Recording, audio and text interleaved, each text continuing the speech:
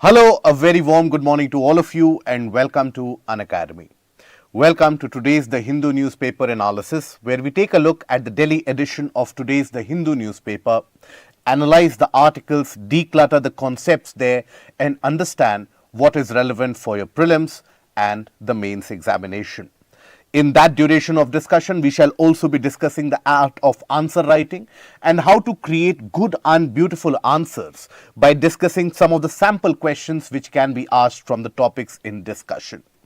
At the end of this entire session, I would suggest to you that do visit our Telegram channel and do take up the quiz and the multiple choice questions which have been put up there so that you are able to assess your level of understanding from this particular analysis and understand what kind of questions can be framed in multiple choice pattern from these particular area. Having said that, and before we look into the topics that we are going to discuss today, here, first of all, an important announcement for all of you. Now, many of us, when we start the aspect of preparation or when we decide to prepare for the examination, oftentimes we are not very sure about where to start, how to start, which educator is more suitable for me. So that is where we bring for you a very unique opportunity where you get a chance to have a free subscription for 7 days where you can avail the various different options and opportunities for all the courses and online batches if you get it enrolled today. The link for the enrollment will be provided in the description below. Now, this provides you the opportunity to come on the platform, take a look at the various different educators, their methodologies, what is it that is ideal for you, what is it that is suited for you. And only if you are interested and only if you are impressed enough do you avail these courses. Now, notes which will be curated and which have been curated by the top educators, all India test series for the prelims and the mains examination so that you are able to practice in the best possible manner. So do avail this 7-day free trial, and that enrollment today is the last date. So do find that link for enrollment, get enrolled and avail this beautiful opportunity in front of you and smoothen your process for civil services examination selection. Now let us take a look at the topics that we are going to discuss today. Today in total we are going to have a discussion for around 8 different topics ranging from various different GS papers. So starting with the editorial section which talks about dealings at China-Africa Forum that India must track. This is about the engagement that various different countries are having with Africa and what is it that India can gain out of it and learnings that India can have out of it. So this is relevant for your GS paper 2. Then after that, the Disaster Management Amendment Bill is knotty. So here basically it talks about the new Disaster Management Amendment Bill which has been introduced and the various nuances associated and the problems associated with it. But we are going to utilize this opportunity and talk about the new Disaster Management Amendment Bill. What are the key provisions, the positives, the negatives, the areas which are good and the hits and the misses as it is referred to. So that is going to be relevant both for GS2 and 3 in particular. Now, enhancing oversight. This is with regards to the GST Council meeting which is being held, and this frequency has increased. After a 9-month hiatus, now you have a meeting that is the second meeting in the duration of 3 months. So what does that bring for us? So here again we are going to utilize this to understand what the role and the provisions of the GST Council is relevant for your GS paper 3. Then what is Unified Lending Interface System which has been developed by the RBI Innovation Hub and how this can basically smoothen the process of credit for small scale farmers, for MSMEs and can bolster and pave a way forward for the growth in economic sectors, relevant again for GS paper 3. Then Some of the aspects that we are going to discuss briefly. Prime Minister is slated to visit Brunei and Singapore in order to smoothen the process and smoothen the relations between these countries and also enhance the scope of this relationship. That is something we are going to discuss very briefly. The cabinet has basically constituted 23rd Law Commission. The cabinet has okayed 7 schemes for the agricultural community, for the farmers, with an outlay of 14,235 crores. What are these schemes? How are they going to help? And then PMI signals manufacturing, which has eased to around 3-month low in the month of August. So these are the various different topics that we are going to discuss upon various different details, starting with the first topic of the day, and that is something which has appeared in the editorial section, and that is dealings at the China-Africa Forum that India must track. Now here, this article has been written in the background and in the context that there is a meeting slated for the Forum on China-Africa Cooperation. So, Forum on China-Africa Cooperation. So, this meeting is being slated to be held in order to improve the relations between China and the region of Africa. Now, first of all, let us understand the aspect of the relations with Africa and how the various different countries are faring. So, what is it that we can discuss in this particular article? First of all, relations of Africa with the world. That is something that you need to understand. Okay. Now, after that, China's way of dealings with Africa. Okay. The issues which have emerged thereby. Learnings for India, which can also be constituted as way forward. So, our entire discussion is going to revolve around these 4 points.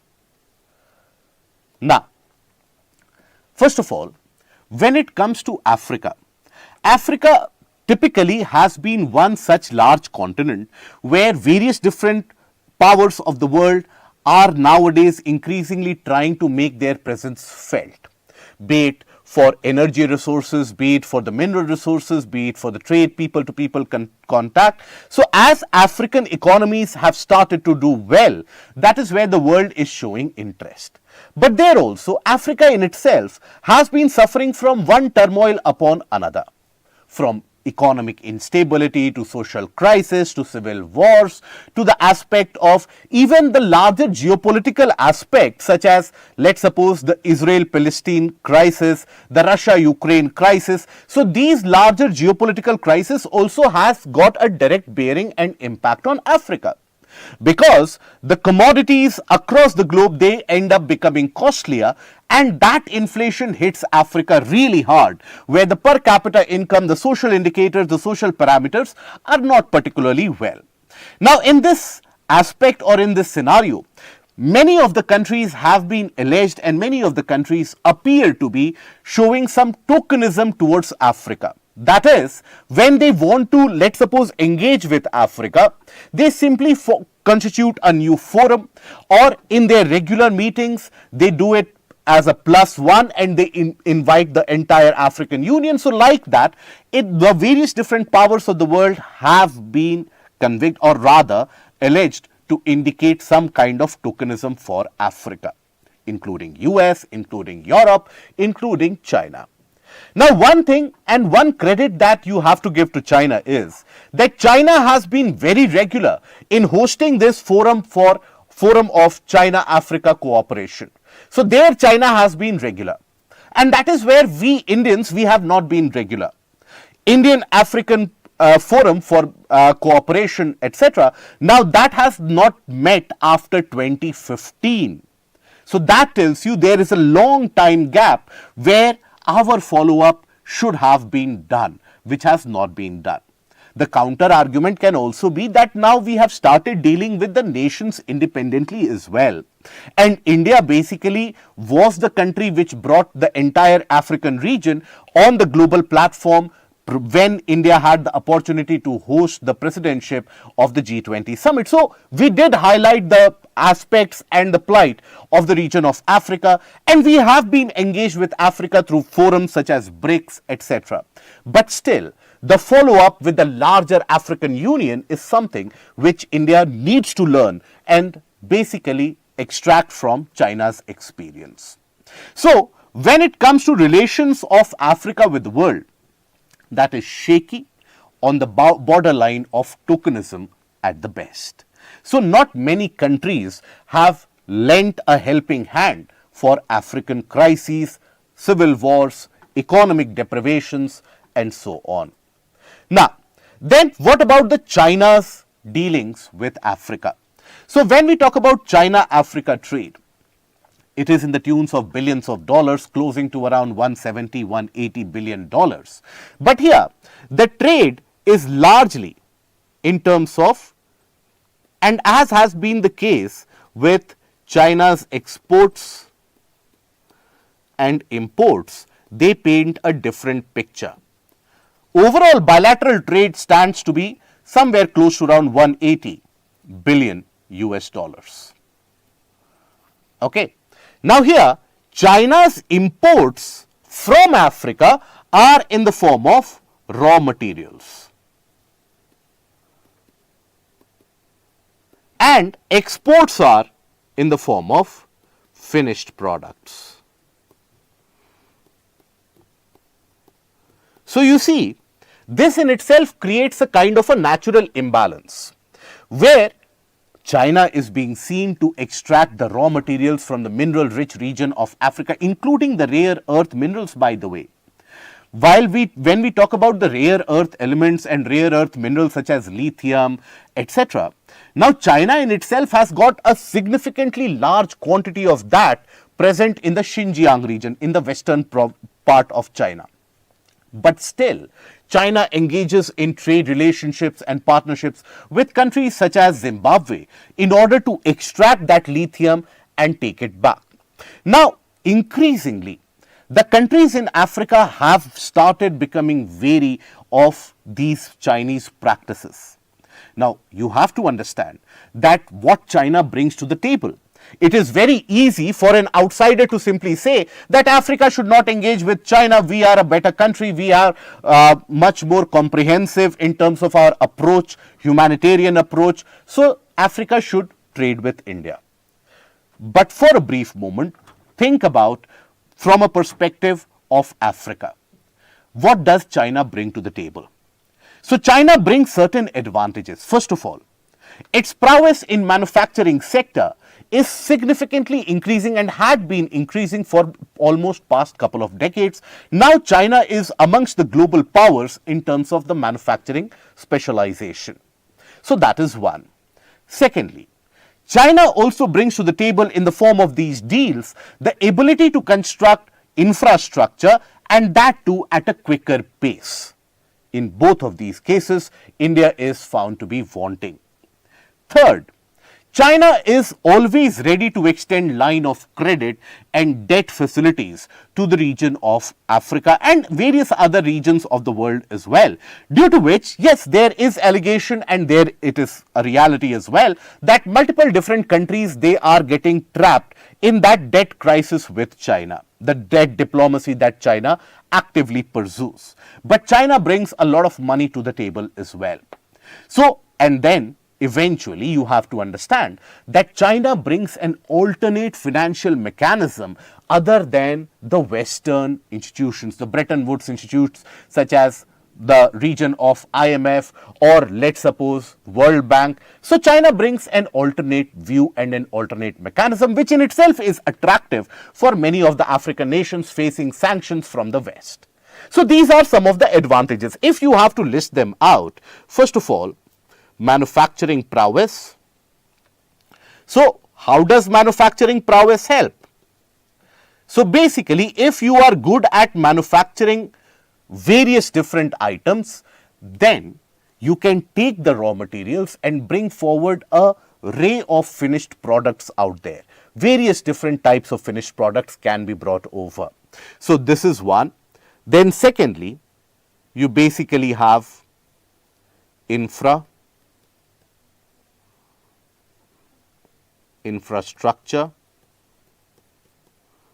building capability, then line of credit and debt facilities, then alternate mechanism for funding, sources of funding.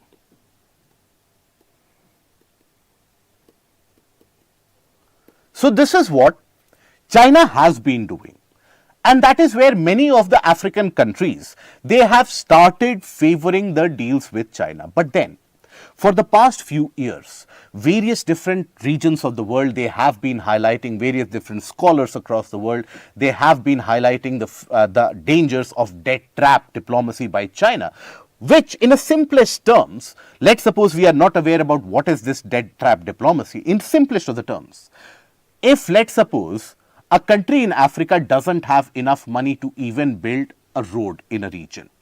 Now China comes in and China tells that particular country, let's assume Zimbabwe. China goes to Zimbabwe and tells them that, look, you don't have money for the road construction. I will give you the best motorway, the best highway that you can imagine, but I will give you a loan for that. Now, immediate question that Zimbabwe can ask is that, but I won't have money to repay you that loan. So what do I do? So that is where again China has creatively created an entire ecosystem where it offers industrialization across that highway or motorway or that infrastructure. It highlights that, look, right now you don't have economic growth because you don't have infrastructure. Once I create this world-class infrastructure, then you will have industries which will come up, then your economy will do good, people will have higher per capita income, your GDP will grow at one of the fastest pace, and then repaying that loan will never be an issue. So what happens? Zimbabwe, a country like Zimbabwe or a smaller nation which doesn't have any positive outlook either ways. Now they will be tempted to take that loan from China. China will build that motorway, will build that highway. But just the construction of highway is not a sure shot mechanism for attracting investment.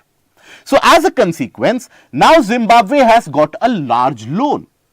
It has got a very good highway, but no industries come, because for industries to come, you need skilled labor pool as well, you need availability of electricity infrastructure as well, you need communication facilities to be developed, you need the transportation system entirely, export-import mechanisms to be developed, financial institutions to be robust. So there are a lot of various factors involved for the setting up of the industries. So now that China has developed that road, Zimbabwe owes some amount of money to China. Now industries don't come up, the time for debt repayment already comes. Now what will China do, or what will Zimbabwe do? Zimbabwe has got two options, either to borrow from somewhere and pay to China, or the second option can be that, look, you already have this much debt, negotiate with China. So this is what is done. So China has, let's suppose, lent some amount of money to a country like Zimbabwe,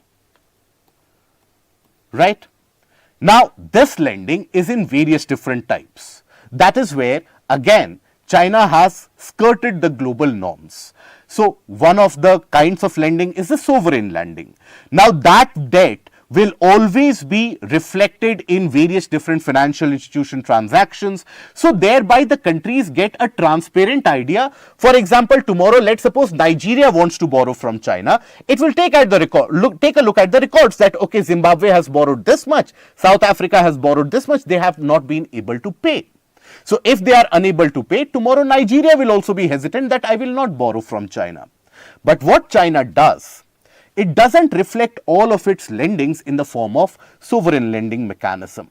It hides few of those lendings as a kind of interest-free lending, etc., and various different creative mechanisms are instituted in order to give money to Zimbabwe. Now, Zimbabwe has to pay the money back, but Zimbabwe doesn't have money. The expected growth has not happened. So, China will negotiate with Zimbabwe again that we will pardon you that loan, we will write off that loan. But in lieu of that, in return of that favor, we will require some amount of mineral blocks to be allocated to us at preferential basis, some export preferences, some import preferences, etc.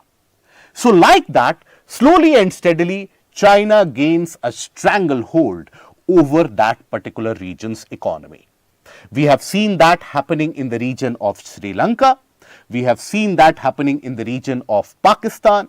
We have seen that happening in the regions of Central Asia and now in the region of Africa. But the problem with Africa is, what has also been highlighted in the article, that Africa doesn't have enough of the Chinese specialists. While across the world, the governments and the institutions, they are investing heavily to train Chinese specialists who understand the Chinese mechanism of dealing, their party system, their governance system, their execution system, etc. Africa doesn't have those China experts. So as a consequence of that, China still continues to enjoy some amount of this monopoly in many regions of Africa. But here again, you have to understand that China's dealings with Africa is not helping Africa in either ways. Because once you are importing the raw materials and then generating or giving out the finished products, then the country's own manufacturing capability will never develop. Even to that extent that many of the African countries, when they produce agricultural goods, and they can produce and they do produce a wide variety of agricultural goods. Now, even for the polishing of these agricultural products such as cashews, grains, etc., even those basic facilities are not being developed in Africa. So that is a huge drawback. That is something where Africa, even though the trade figures indicate a large amount, but the actual self-sustenance ability of Africa is not developing. That is where Africa needs to learn, and Africa needs to also inculcate better decision making. Now, from this, what are the learnings that India can take and what is the way forward? First of all, the basic learning that India can extract is regular forum level meetings,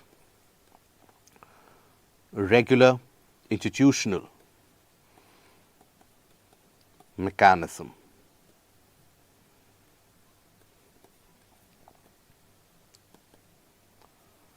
that needs to be developed. Then secondly, India in many parts of Africa is seen favorably because of expertise that we have. We have an expertise in the IT services, right, in agricultural regions or agricultural sector, in human resources, okay, people to people contact. So that is where India has got its own specialization. Rather than simply mimicking what China is doing, we have followed a different policy ever since 2015 when that forum was held. After that, India's policy has slightly been different, and which has been the case for India's dealings with Africa ever since the past couple of decades. That is, we focus more on capacity building. So capacity building means what? So when you talk about capacity building, you enable the development of technology, industrialization, as well as enable the skill development of the local population. That is where they will be able to be self-sustainable, because India's policy is very simple. China's policy is that I can extract as much as I can from a country like Zimbabwe. India's policy and the principle is very different. India's philosophy of following that policy is that if we, let's suppose, have a very good relations with Tanzania, and tomorrow Tanzania with our help is able to develop its manufacturing prowess. Now that means Tanzania will have a better economic growth. And once Tanzania has got better economic growth, then it will be a market for many of the niche Indian products, be it healthcare, sophisticated healthcare, be it the case of the IT services, and even the skilled manpower from India. India in itself is seeking to be the work supplier or the supplier of the labor across the world, and Africa can be one of those big destinations. So that is where India's philosophy is to seek the development of the African nations, so that after they get developed, our benefits are much more. So that is why capacity building and people to people connect is one of those areas that India has been seeking to tap. Other than that, now African regions have been losing billions of dollars every year in terms of the aspect of bilateral trade, and let's suppose China gives them lending in the tune of, let's suppose, $50 billion. Okay. Now, that is the amount of loan that they have taken. Now, let's suppose their currency, any currency that you consider X amounted to, that is, around $1 is basically 100 of those units. Okay, $1. Now they are owing $50 billion to China, and in fact in their local currency that is the amount. But there is that aspect of devaluation of the local currency because Africa is not doing very well.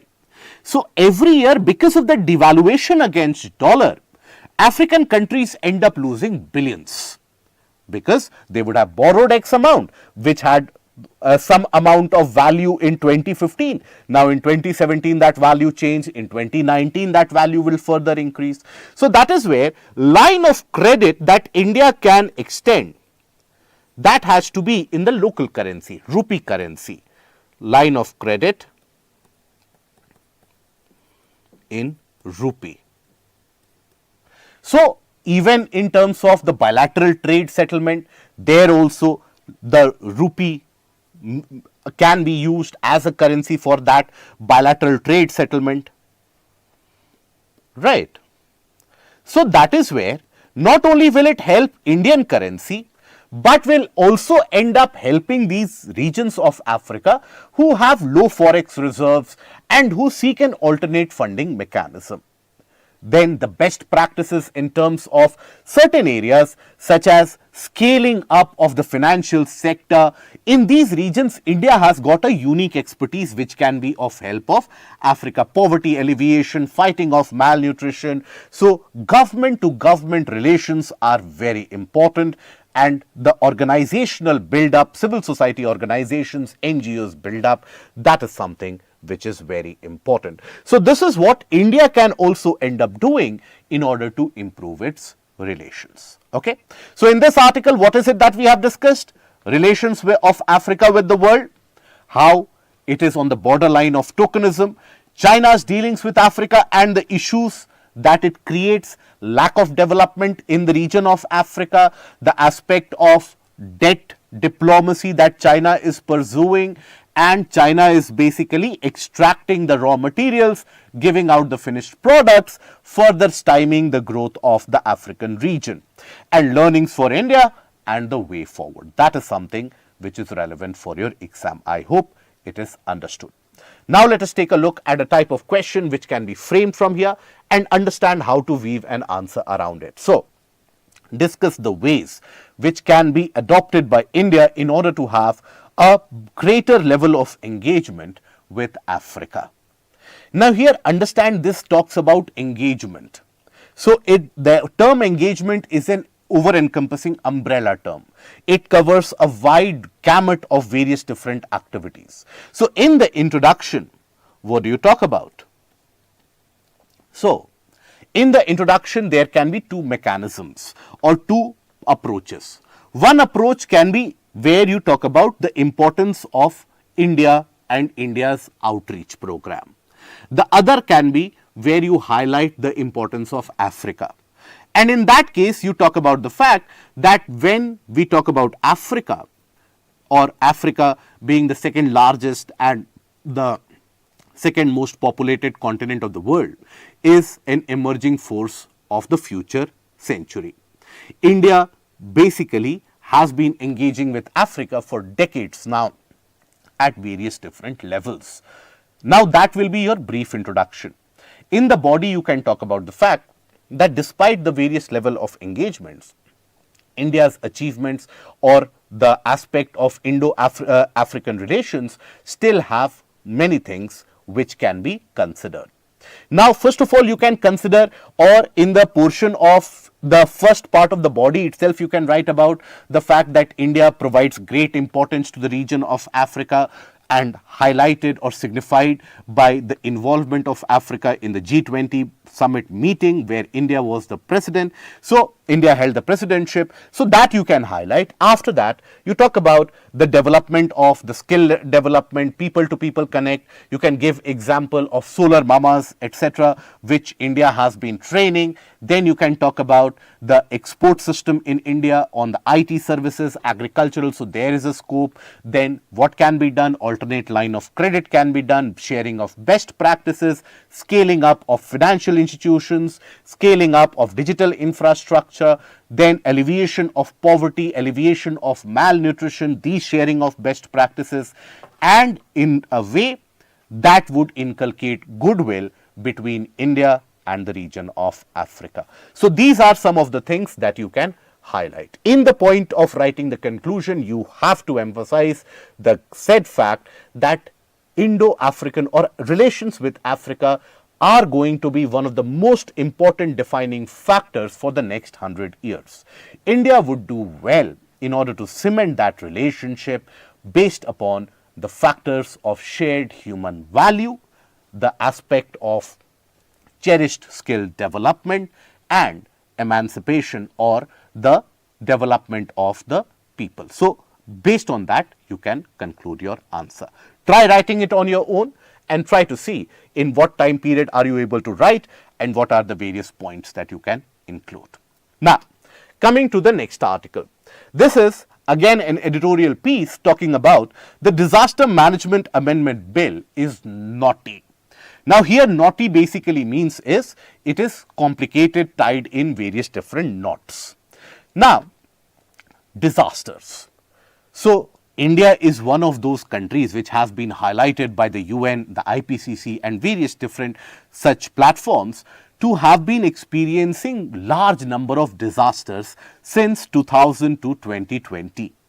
The number of disasters, climate-induced disasters in India are quite significantly large in terms of frequency and also in terms of the impact that they have.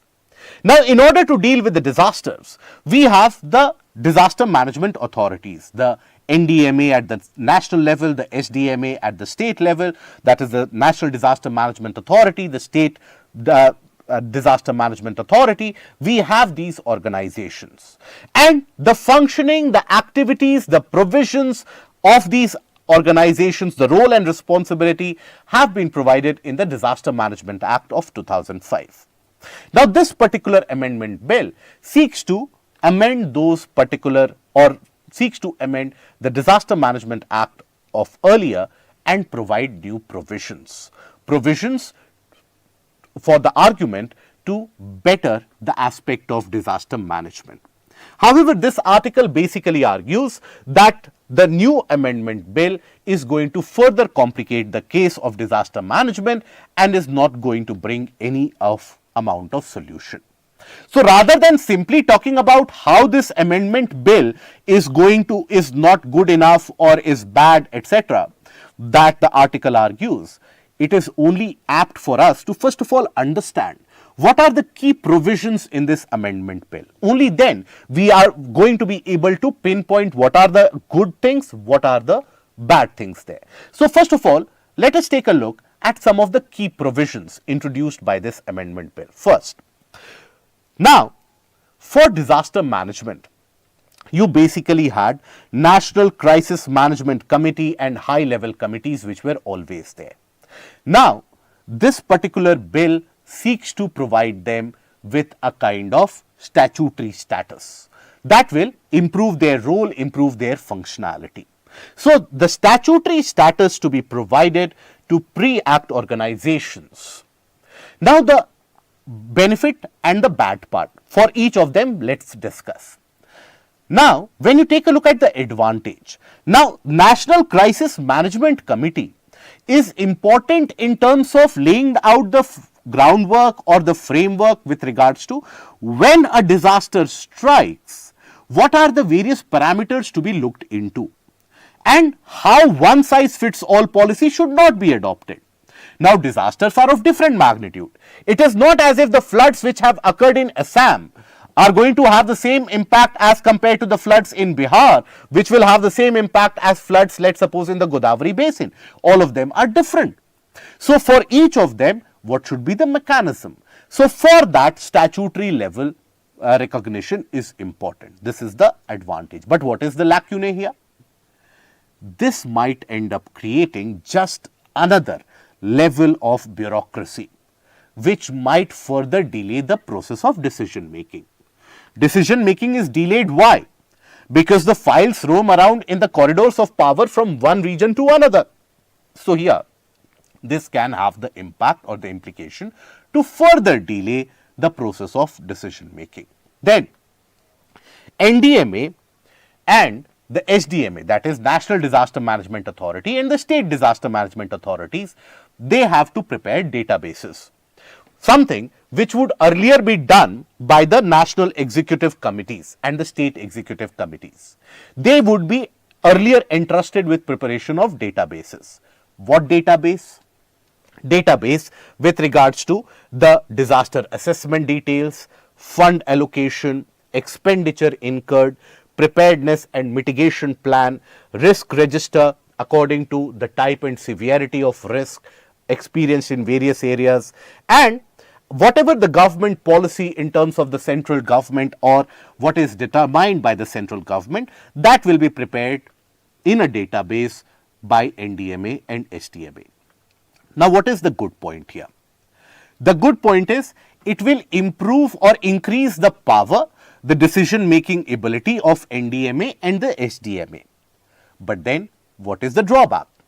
The drawback which the opposition has basically alleged, and the article also argues, that it will lead to increased centralization.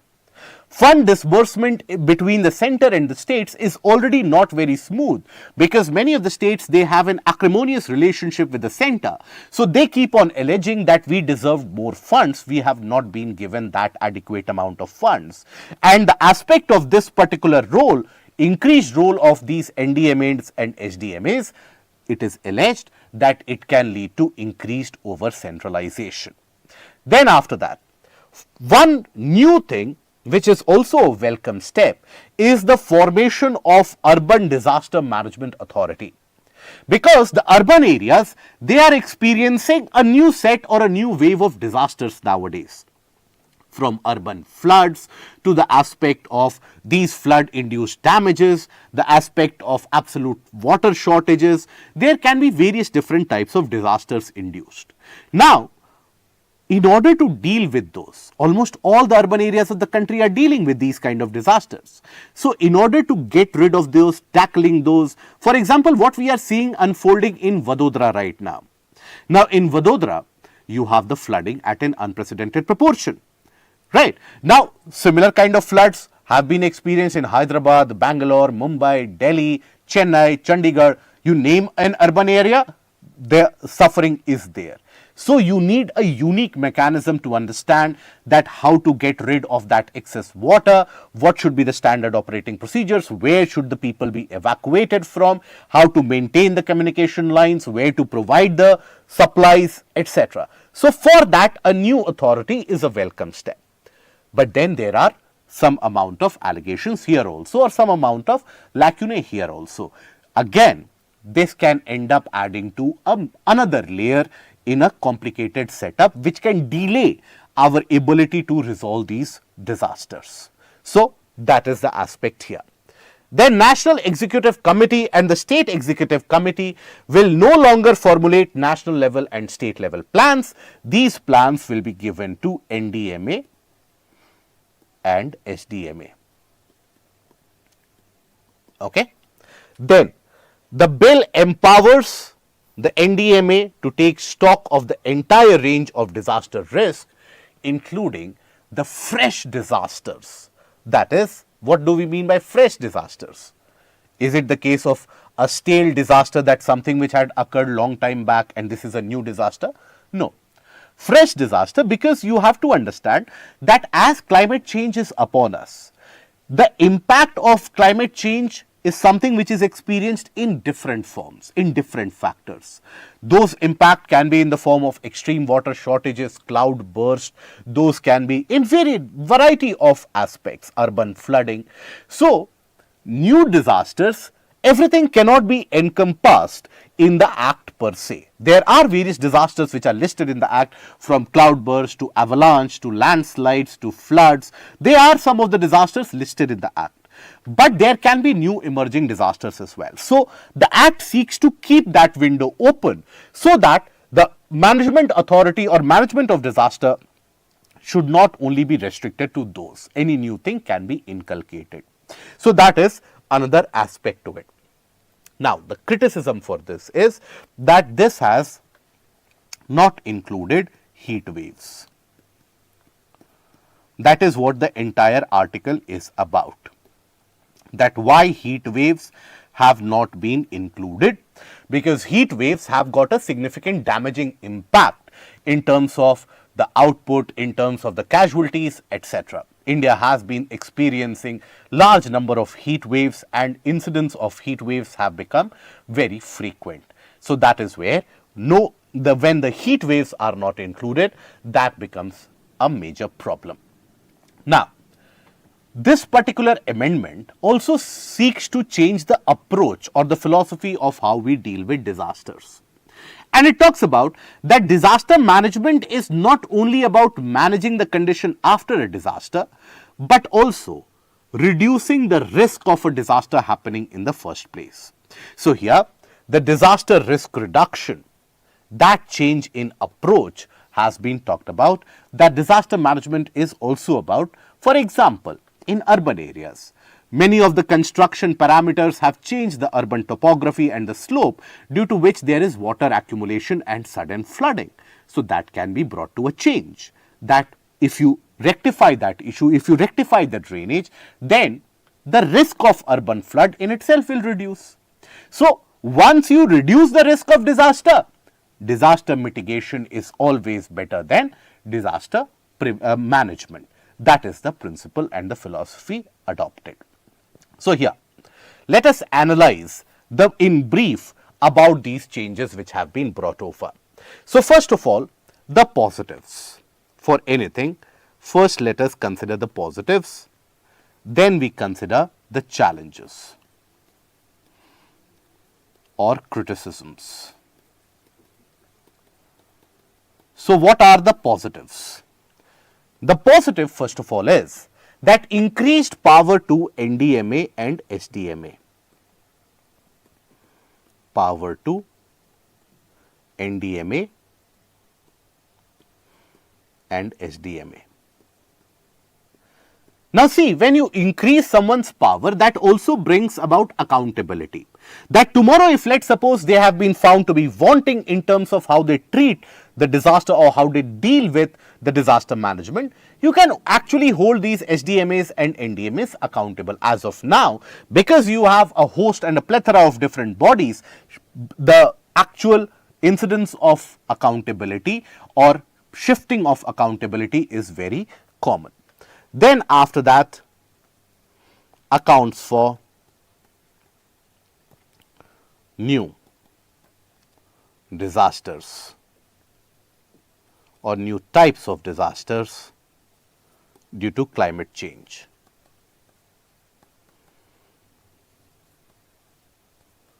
So, that is one of the advantages and a positive.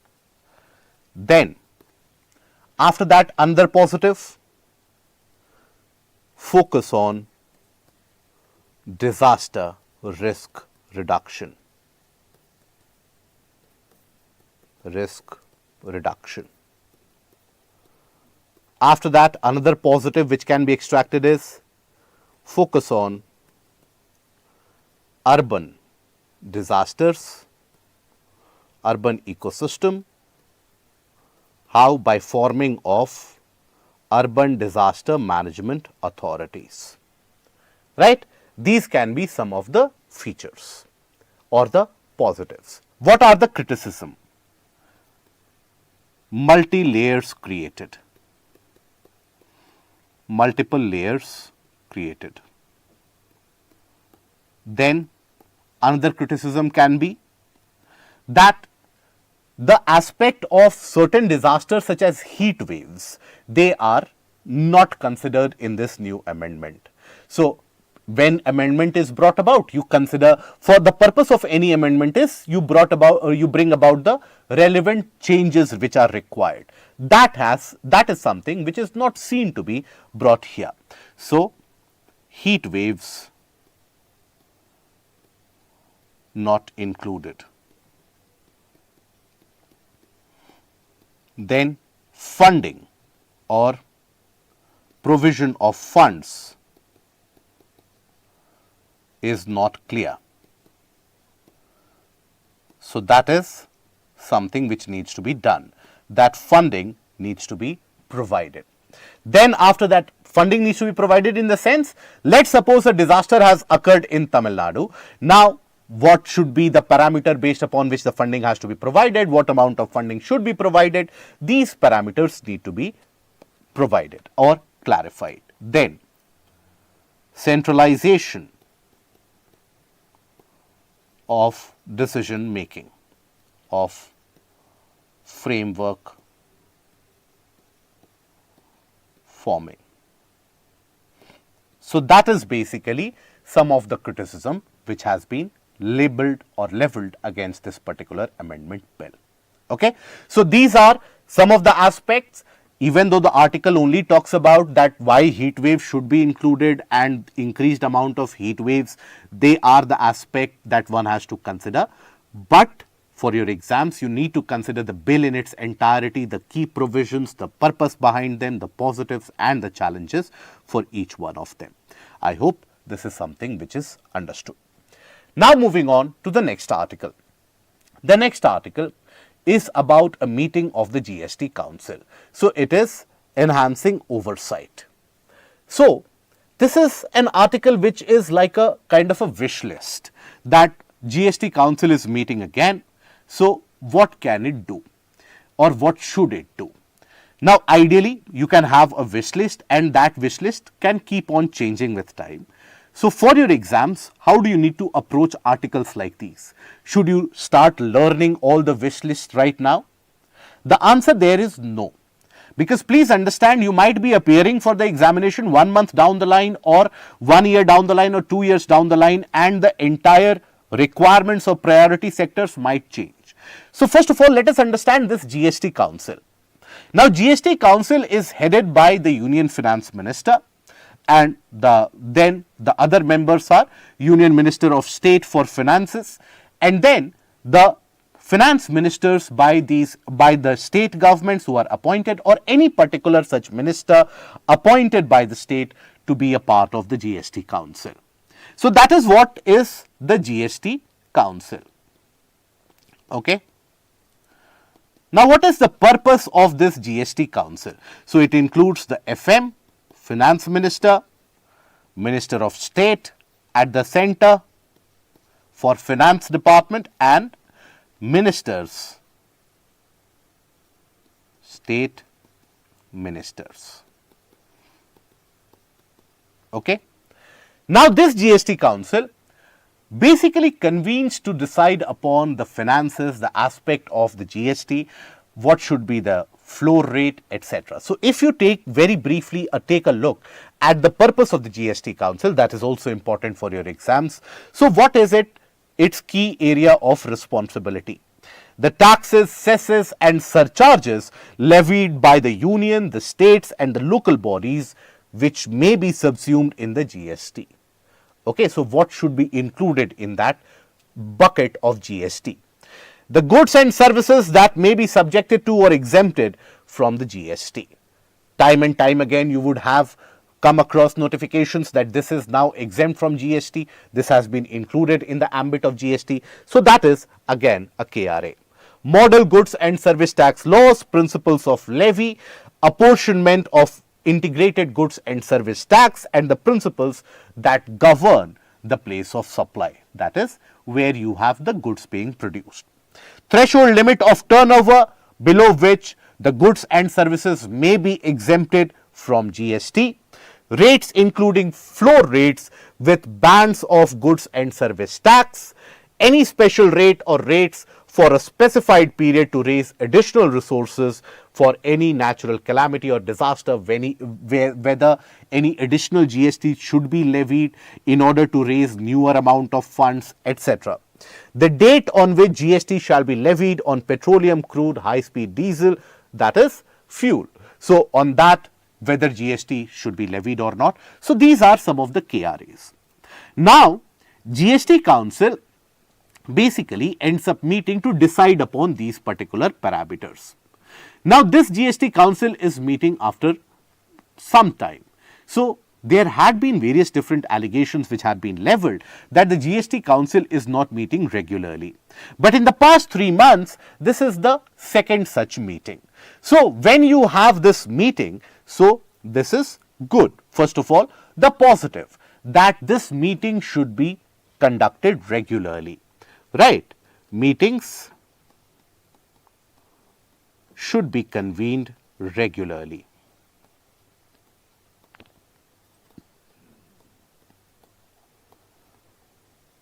Okay. Now, that is very important. Secondly, in these meetings, there is also an urgent need to discuss upon some of the relevant aspects or some of the aspects such as the imposition of 18% GST on insurance products. Now, that had been highlighted in the parliament also, and that had gained a lot of media traction and media attention as well. So, that is again an important area of discussion. So, review of existing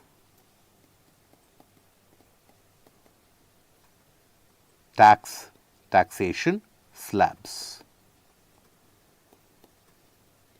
right, where certain areas there the amount of taxation has been provided to be around 18% or so on. So, that review should be done periodically and systematically. Then, the aspect of realization of the tax, how that tax is realized, when that tax is realized. So, here you can see that various different states, their relationship with the center has not always been very smooth.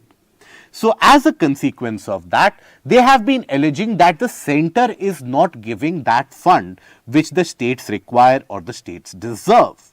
As a consequence of that, the state's own finances are suffering. So, with the regular convening of these meetings, these particular issues of tax devolution, fund devolution, etc. can be ironed out. Issues of fund devolution to be ironed out.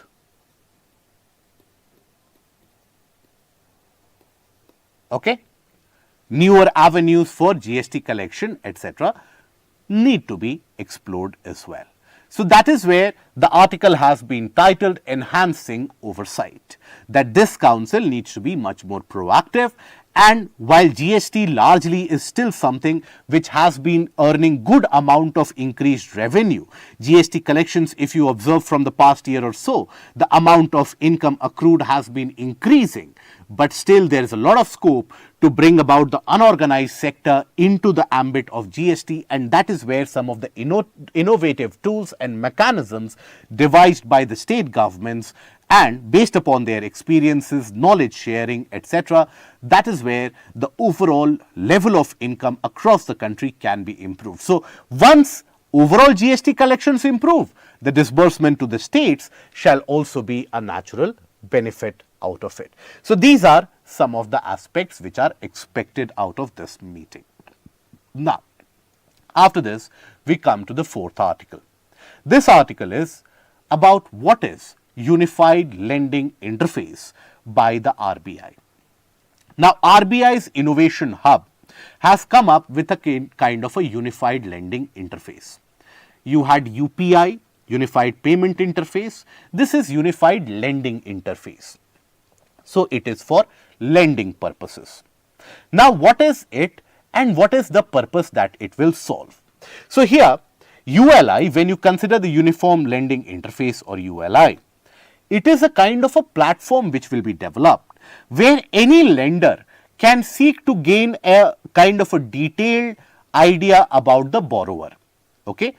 But before understanding the nuances, it is important for you to understand what are the issues that the borrower faces, due to which, or the lender faces, due to which the development of this has been necessitated. So let us understand, you have an individual A.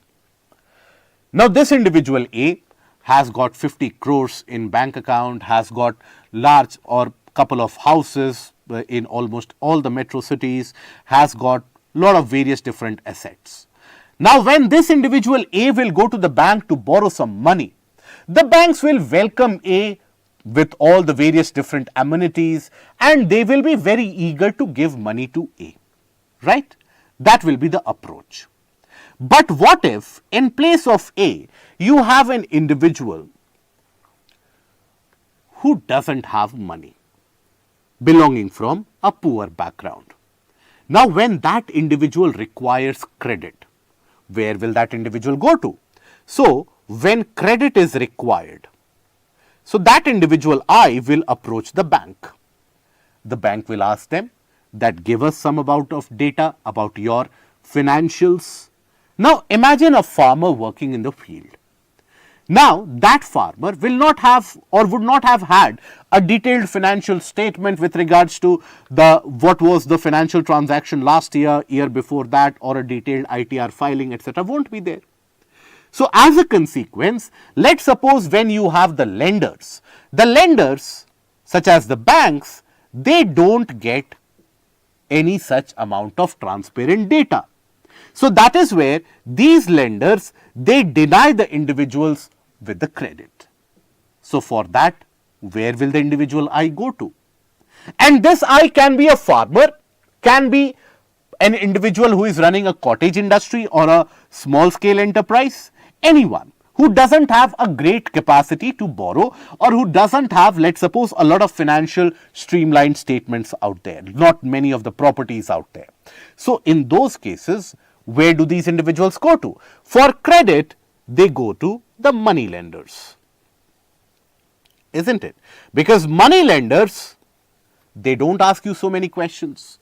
They will straight away impose a very heavy rate of interest and 2% per month, 3% per month, 4% per month, and that is where these individuals, they get into the debt trap. We were talking about the debt trap imposed by China on a global scale. This is a debt trap at a very domestic level, where basically these individual farmers, many of the times, in order to get the seeds for the new sowing season, they require some amount of money. Now the confidence is that once I will be able to sell the crops, I will be able to repay the money. But by that point of time, the interest would have surmounted to such an extent, they need to borrow more.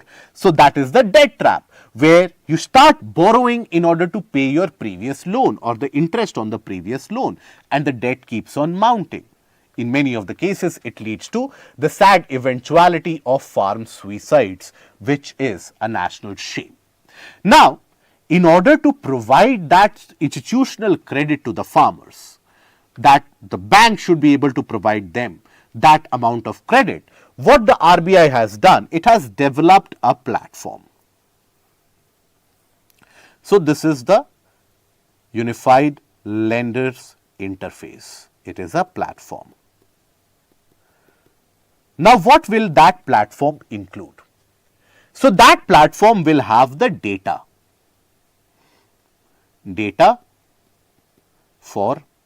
of borrowers. Data of borrowers from where? From various different sources. For example, let's suppose a dairy farmer wants to take credit or wants to take loan. Now, when that dairy farmer will go to the bank will ask them for the financial statements, etc., etc., which they might not have. So here, on that ULI, you will basically have, this is a kind of an interface between the lenders as well as the borrowers. So that is the kind of an interface which will be developed. Now let's suppose the dairy farmer wants to take out some money or wants to borrow a loan. Now the lender, let's suppose any particular bank, they can easily get in touch with the milk cooperative through this ULI, and they will have the access to the aspect of financial inflow and outflow, because the cooperatives are the regions from where the ULI can gain the data. So this ULI will gain data from multiple sources, wherever an individual's various different, obviously with the kind of a nod or with the kind of an agreement from the borrowers, with the assent of the borrowers only, will that data be provided. After that, that data will be accrued in that central platform. And various different lenders, they can then directly access the data. For example, the dairy farmer might not have an idea about what is the amount of money that has come in or gone out. But the milk cooperative to which that farmer has sold, that milk cooperative will have the data that, okay, this individual dairy farmer I has provided us with this much amount of milk in the year 2022, this much amount of milk in 2023, this much amount of milk in 2024. So there is a continuity or a pattern, and that is a trustworthy borrower to whom you can give money. You can lend money to them or to these individuals, and then that will facilitate the provision of credit. Because you see, what is the problem that India faces? When we talk about a sector like agriculture, we have the issue where almost 87% of our farmers are either small or marginal. Small or marginal. So they are always in urgent need of credit. Credit in order to grow crops, in order to improve the kind of cultivation, etc. Newer crops, let's suppose, has to be grown, etc. So that is where majority of the farmers, now when you have a small scale farmer or a marginal farmer, the size of the land is very small. Now there the provision of credit, the lending of money is very difficult. Many of the times the banks are hesitant. Plus, to add on to the fact, we have a lot of tenant farmers. What do we mean by tenant farmers? Basically, those farmers who do not have that much amount of, or they don't have the land holding, in simple terms, they don't own the land, but they work on that land and they basically harvest the produce on that land because they have taken that land on rent. So lack of property papers and deed papers in many of the cases means that loan is not provided to them, and these tenant farmers are the ones who are pushed to the clutches of these greedy money lenders. Now once you have the provision of data on the ULI, now this data can then be fetched by the lenders in a plug-in plug-out basis. Let's suppose today SBI is interested or SBI has got a loan query. SBI can fetch the data there itself. Then tomorrow, let's suppose another bank has got a loan query. They can also fetch the data, what has been the previous borrowing, whether there has been repayment or not. If there has been timely repayment, why not lend more? It is beneficial for the banks anyways. So that is where the process of lending and borrowing, the gestation period, gestation period as in the time taken for the approval of the loan, granting of the loan, that entire process would be smoothened quite significantly. That time is oftentimes very, very large. So that will be smoothened significantly. So here, now we talk about the benefits. We have understood what this ULI is. It is a kind of a platform, an overall platform. So benefits of ULI. First of all, it will end up increased institutional credit to the farmers, and the aspect of MSMEs also. So rather than that, increase institutional credit for borrowers. That can be included or that can be written. Then other than that, institutional credit as in from the banks, financial institutions rather than the money lenders. Then time taken for clearance is reduced. Processing of loans is minimized, which is again a major problem that the individuals faced. Then after that, access to digitized land records,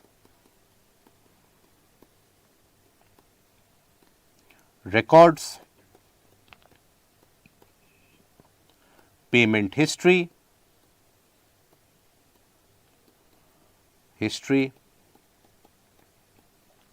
economic activity, which means what? Enhances compliance. So, the aspect of, let's suppose, non-performing assets or loans becoming NPAs, they get moved out of the scope. Then after that,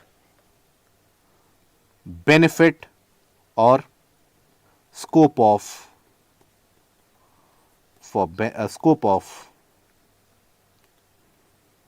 benefit to tenant farmers,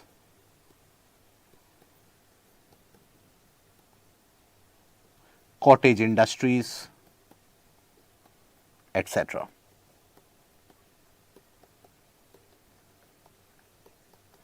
Okay. So these are some of the benefits associated, and these benefits are quite significant because it can lead to the availability of the credit at the right period of time. Because please understand, the farmers also, they actually want what? To grow the best possible crop so that they can get the best possible money out of it or the best possible outcome out of it. So for that, what do they need?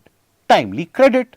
Now if you provide them, the agricultural growth can be ensured even for the small scale and the marginal farmers, and also the industrialization and job creation would also improve quite significantly. So because now you need not only or you need not be amongst the landed class to gain credit, and this can also help fight off the aspect of debt trap by these money lenders.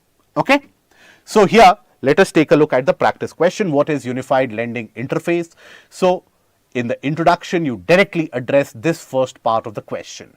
So Unified Lending Interface, developed by RBI's Innovation Hub, is a platform with a generic API, that is the application platform interface, so that the various different lenders and the borrowers can avail this in a plug-in, plug-out policy.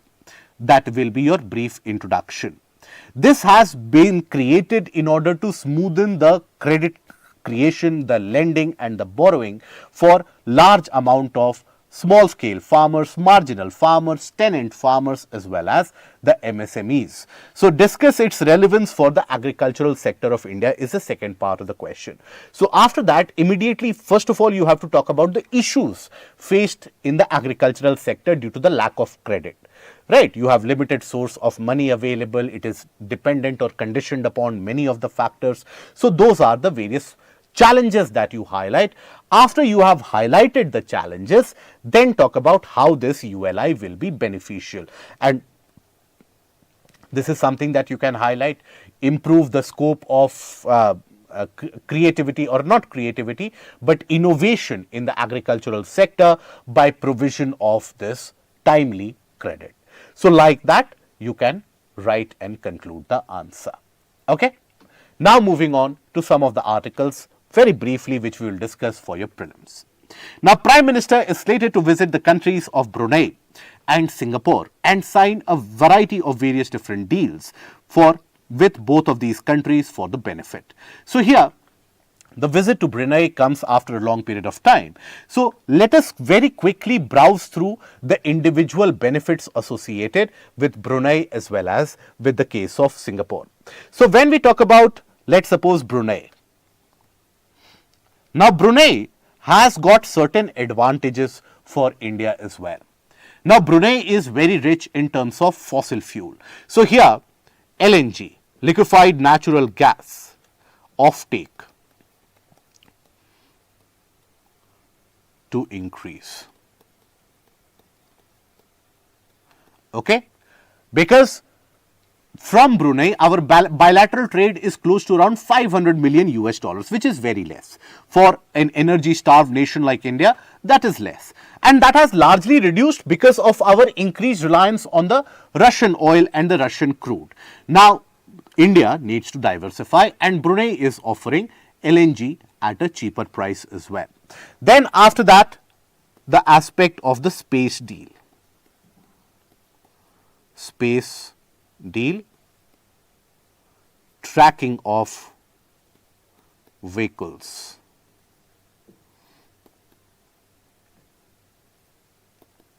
Space vehicles, that is, those space vehicles. So, for example, let's suppose from Sriharikota, you launch a space vehicle or a satellite or something like that.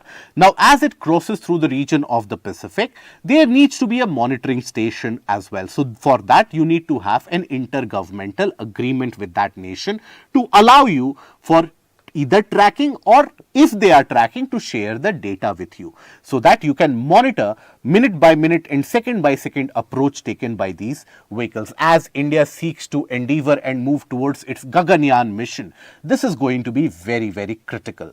And then the aspect of geopolitical advantage or importance. Now, Brunei is basically in the heart of, or in the region of, the Pacific, and the relations with India. Now, Brunei is also going to explore the expansion of defense relations with India. Now, that is something where India can increase its foothold, and India can improve the relations in China's backyard. So, that is where India has been following the active Look East policy, Act East policy. Look East has transitioned into Act East. So, development of relations with the ASEAN nations. Now, Singapore amongst the biggest in terms of economy of ASEAN nations, and Brunei amongst the smallest. So, the development of these relations with the ASEAN countries, that is again always thought to be a good move and a good step by India, provided China's hegemony which is developing in the Indo-Pacific region.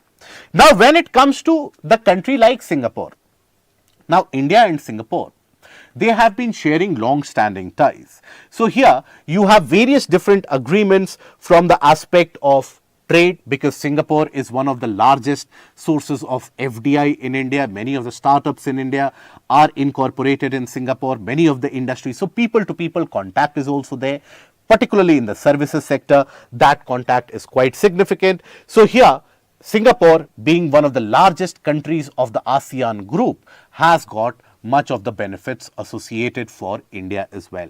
So, there you will have a host of various different trade relations, the aspect of even space or space exploration, the aspect of human people-to-people contact, all of that will be discussed with Singapore as well. Now, this is something which is going to be developing in the next couple of days in this week. So, that is something we will cover as and when more such deals and MOUs they come to light. Now, the Centre has constituted the 23rd Law Commission. Now, 23rd Law Commission, basically here, what do you need to understand? The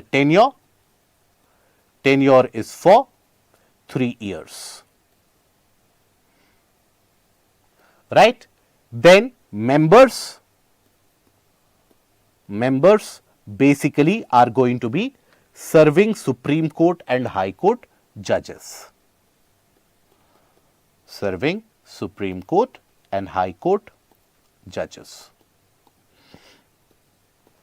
Okay, so the chairperson members who are serving members and judges of the High Court and the Supreme Court, perform their functions on a whole-time basis up to the date of retirement or from their courts or from the expiry of this commission's date, whichever is earlier. Now, ex officio members. Ex officio member means members who are, or they are going to be the part of this commission just because of the position that they hold. So, you have the Secretary of the Department of Legal Affairs and the Secretary of the Legislative Department.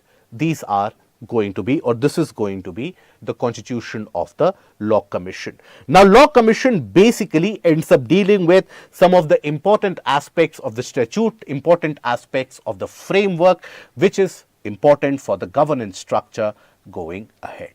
Okay, so for your exams, prelims, this is something which is important.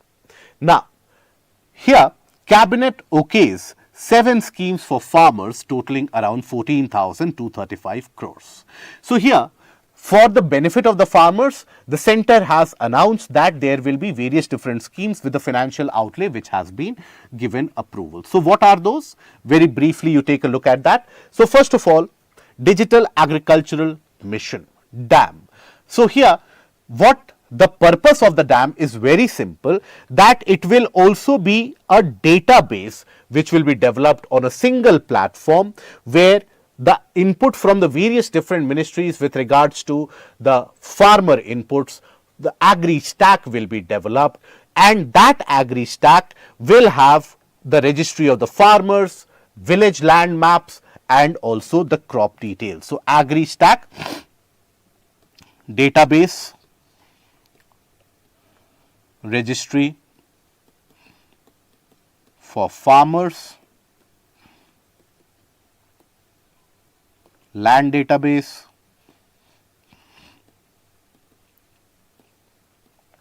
crops, etc. That will be developed. This has got some amount of financial outlay. Now, for your exam, you don't need to remember, or you don't even need to try to remember the amount of fund allocated. That is very temporary, never will be asked in the examination. Then you have Krishi Decision Support System. Now, this is about the development of the digitized land records, etc. for better, again, the better lending facilities, better interventions, better government programs and schemes aided around them. Crop science for food and nutritional security in order to develop a healthy country and in order to get rid of malnutrition and malnourishment, so that by 2047 India doesn't suffer from these malaise. Then sustainable livestock health and production. India has got one of the largest livestock population across the world. So, how that can be used to augment the farm income, that is also why there has been the development or fund devolved for that. And then sustainable development of horticulture in various different agroclimatic zones and varied kind of topographical conditions of India, that how horticulture again for value addition and for income augmentation of the farming community.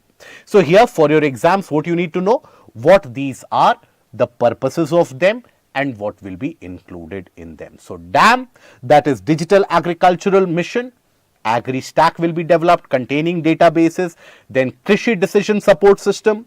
So, the water resources, land mapping, climate conditions, soil resources, digitization of land record, everything will be created on a significant scale so that you have all the data available. Then horticulture, livestock and nutritional sciences. Okay. Now, the last article, that is PMI, that is when we talk about the Purchaser Manufacturers Index, signals manufacturing eased to 3-month low in August. So, basically the purchasing manufacturers or the purchasing managers index rather, this gives you an idea about the state of economy. Purchasing managers index and how come the state of economy. So, basically the industries, the industry leaders including the various different people, they are given a survey, and in that survey you have a questionnaire asking you about the scope, first of all, the sentiment for economic development, whether you see the economy to be developing, expanding or not. But that can be very sentimental and subjective. So that is not given much primacy. Then, how do you calculate that sentiment? What is the amount of new orders that you have, the number of new jobs that you have created, the existing orders that you have, inventory level. So based upon these parameters, you get an idea that whether these industries, they are going to do well, or they are expanding, or they are stagnant, or they are contracting. Now this PMI, that is Purchasing Managers Index, there the index number is given. So any number less than 50 means economy is shrinking.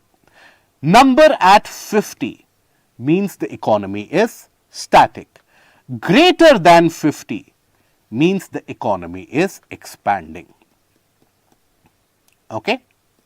Now, the PMI for the month of August, which was calculated, so that, or which has been surveyed, so that is 57.5, which means the economy is expanding. But as compared to the month of July, in the month of July, it was 58.1. So the expansion rate has reduced. Who brings this PMI? It is brought by HSBC. So that rate of expansion has reduced. Why? Because the industry is saying that there has been an increased cost pressure due to the various different competition. So increased cost pressure has reduced. The number of new orders has also slightly reduced. But given that the festival season is ahead of us, this is supposed to pick up in the coming days. Okay. That brings us to the end of the discussion and the entire analysis. I hope the discussion has been helpful, meaningful, and has added some amount of value to your existing knowledge set. Do visit the Telegram channel and take a look at the multiple choice questions which can be framed from the topic. If you have liked this particular video and initiative of ours, please don't forget to click on the like, share, subscribe button and put the comment below. Till we meet again, do take care of yourself. Goodbye. Thank you.